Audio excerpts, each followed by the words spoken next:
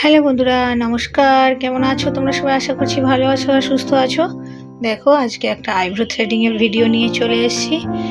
তো আইব্রোটা এইরকম ভি কাটিংয়ের আইব্রো, জোড়া আইব্রো কীভাবে করেছি সেটাই তোমাদের সঙ্গে শেয়ার করব। আর সত্যি কথা বলতে ভিডিও আমার দিতে ভালো লাগে না এই কারণেই, তোমরা কিন্তু কেউ ভিডিও দেখে কমেন্ট করছো না যে কে কোথা থেকে আমার ভিডিও দেখছো, বা একটা লাইকও করছো না।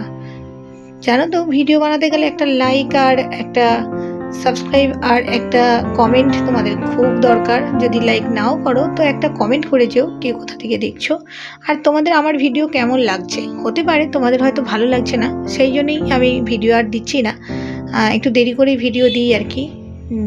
অনেক দিন ছাড়া ছাড়া, মানে সপ্তাহে একটা করে ভিডিও দিই, এরকম একটা ব্যাপার।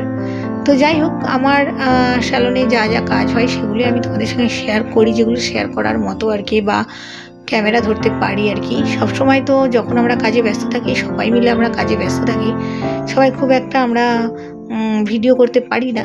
তো যাই হোক, চলো আমি এখানে তোমাদের সঙ্গে শেয়ার করছি আইব্রোটা কিভাবে করছি, সেটাই তোমরা দেখো। আর যারা বিগিনার্স আছো তোমরা অবশ্যই শিখতে পারো কিভাবে আইব্রো করা যায়। দেখো, আইব্রো সুতোটা 3-4 বার করে হাতে পেঁচিয়ে নিয়েই, যেহেতু এখানে জোড়া ভ্রু থাকবে সেই জন্য কিন্তু ওটা সুন্দর করে তেরচাভাবে নিতে হবে। একটা হাত একদম কোনা করে আর একটা হাত একদম নাক বরাবর নিচে। দেখেছো কিভাবে তেরচা করে নেওয়া হয়েছে? ঠিক এইভাবেই কিন্তু আইব্রোটা হবে। আরেকটা কথা বলি, আইব্রো কিন্তু সবসময় করার সময় ক্লায়েন্টকে সুন্দরভাবে হাত দিয়ে ধরিয়ে দেবে। আইব্রো ধরার ক্ষেত্রেও কিন্তু আইব্রোর ভালো মন্দ আছে বা সুন্দর হওয়াটা আছে, তো সেই জন্য ধরে রাখার ব্যাপারটা কিন্তু ক্লায়েন্টকে করতে হয় যখনই। তো সেইভাবে খুব সুন্দর করেই কিন্তু ক্লায়েন্টকে ধরিয়ে দেবে।